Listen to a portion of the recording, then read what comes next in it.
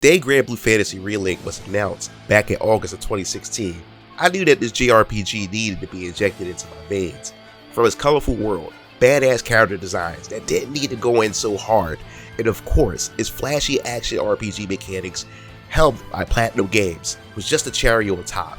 The only problem at the time was that we had no specific release date for the game. After 8 long years of waiting, the game was finally released in 2024.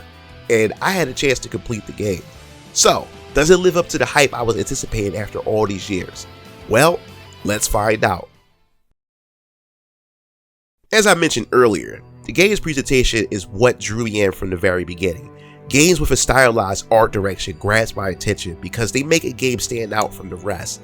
In Granblue Fantasy Relink, it lends the world of personality through its storybook art design. It matches the feel and tone of a grand adventure that you're about to embark on.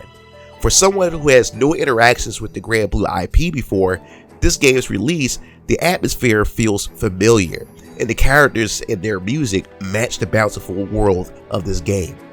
But enough of that. What is the game's story about?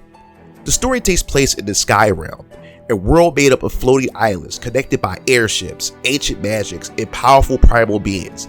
You play as Gran, or Digita, the female version, a young Skyfarer who travels abroad, the Grand Cipher, alongside a close-knit crew. While journeying through the skies, your crew becomes involved with a mysterious organization known as the Church of Avaya, which is conducting strange activities across several islands. Their action disrupts the balance of the realm and draws the attention of primal beasts, ancient and powerful entities tied to the world's natural order. As the crew investigates, they uncover a deeper threat tied to these primals. The story is straightforward, nothing over the top or intricate, and that is completely fine because the game's highlight is its characters. But sadly, this is where the game's story somewhat falls short for me in terms of its execution. When it comes to Granblue Fantasy Relink, Side Games has developed the game specifically for Granblue fans who are familiar with the IP. Unlike most JRPGs where you start from the very beginning of the hero's journey, the game's story is treated as one of the many adventures that Gran and his crew embark on together. That means relationships are already established and you have a complete party from the start. So, if you are a newcomer and would like to see how these characters develop from the very beginning, then you are out of luck. The developers attempt to compensate for this by implementing a gameplay mechanic to help newcomers catch up to the series. Now, here's the highlight of Granblue Fantasy Relink.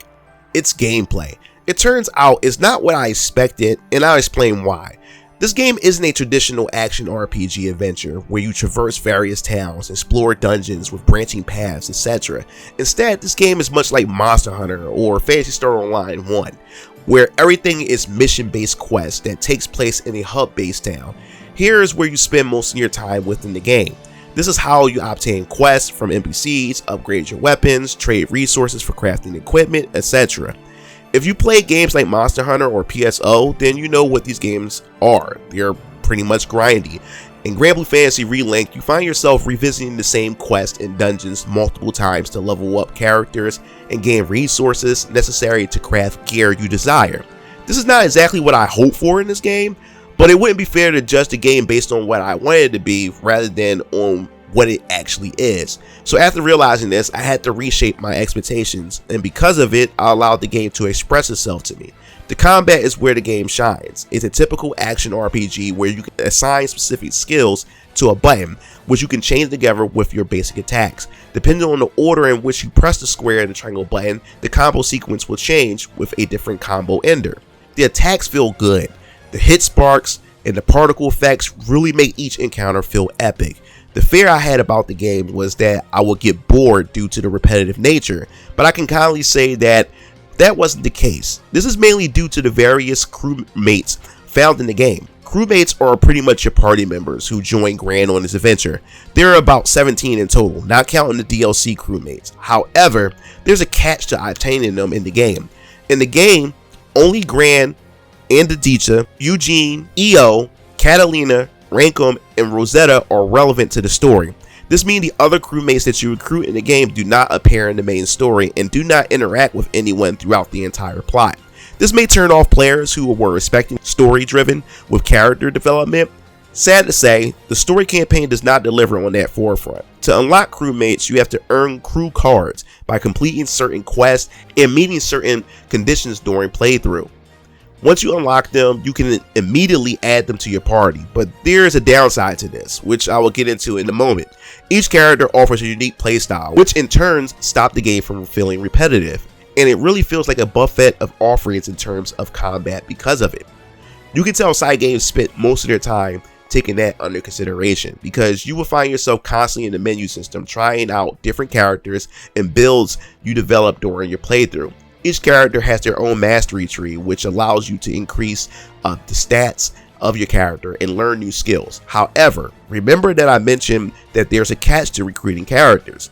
The increased number of crewmates would affect the progression of your crewmates' mastery skills. That's because everyone shares the same MSP pool that is used to raise each stat of each crew member's mastery. So, the more members you recruit, the more you will spread your MSP thin, making it difficult to progress through the game's story campaign. My advice is only to recruit one crewmate in the story campaign and unlock the rest after you complete the main story. The real game doesn't really begin until the end game anyway. The game can feel quite overwhelming with so many different gameplay mechanics thrown at you.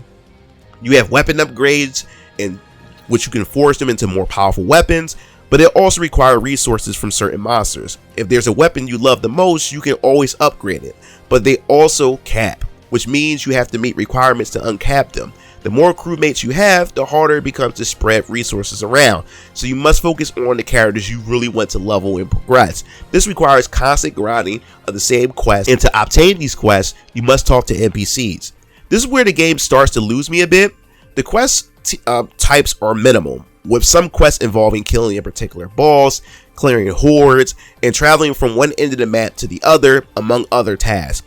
If a looter RPG is your genre game, then you are right at home. But if you come here looking for something more than that, then you will be disappointed. You can tackle these quests with friends, which is much more fun than playing the quests by yourself.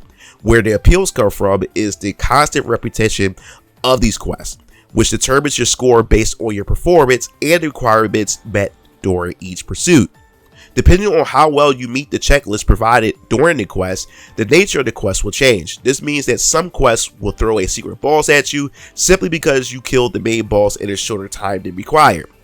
You are constantly striving to get a better score because the quest will reward you with rare resources. This is where the heart of the game lies. The real game doesn't begin until after you complete the main story. This is where in-game content is, where most of your time is spent.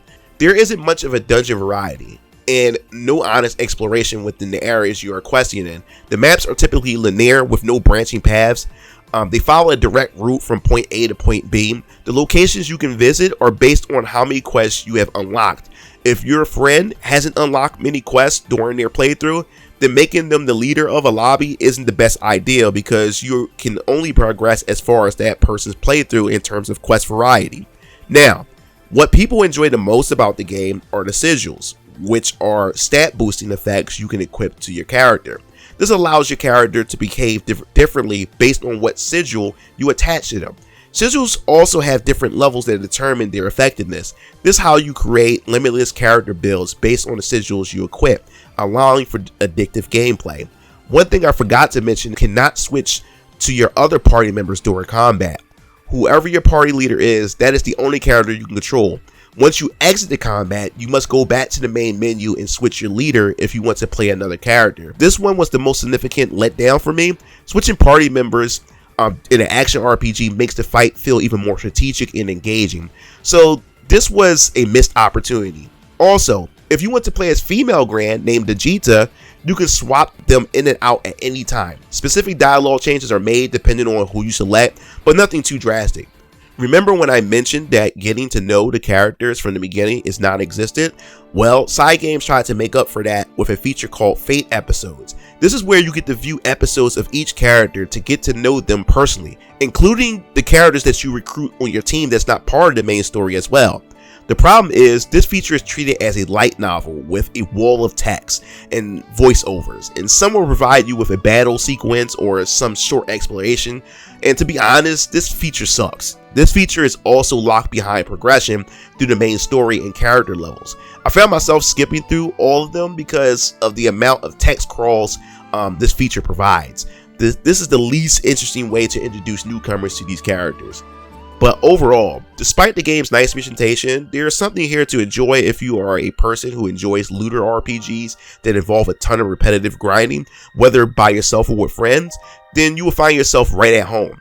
But if you came here looking for a JRPG to deliver an interesting story with deep character development and provides engaging explorations of dungeons, in that case you will most definitely be disappointed. I had my fun with the game, but I recommend playing in-game content with friends to make the grind enjoyable. I give this game a 7 out of 10. Despite it not turning out to be the game I waited so many years to play, the looter genre is typically a hit or miss for me in general, but if this is something that you really like, you like Monster Hunter, you like instant dungeons where you just get right in and get right into the action, and you love the grind to your heart's content to get the best gear as possible, then you're going to love this game. So if you enjoyed the video, I hope this review helped you guys, especially if you guys were on the wall whether or not you wanted to purchase the game. And the game is pretty much cheap now. I think you can get it on sale, so go and give it a try. All the DLC is done and completed for the game. There's no news whether or not they can continue to support it, but as of right now, that's it. So once you buy the game, everything is there and it's waiting for you. So if you liked the video, hit the like button, subscribe button for more gaming reviews in the near future. This is MugenLord signing off. I'll see you game fiends later. Peace out.